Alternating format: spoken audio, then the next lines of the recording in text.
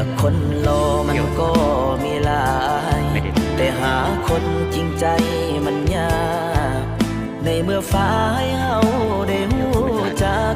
ขอให้หักของเฮาให้มันแก่น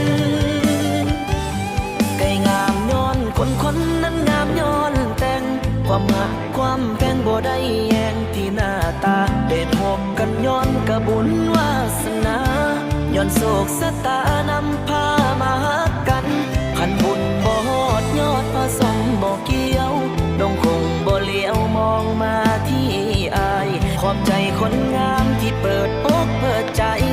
ให้โอกาสอายได้เป็นเจ้าของบ่ให้สัญญาว่าสิฮักจนตายแต่สิฮักสิเฮ็ดให้เห็นเอาหัว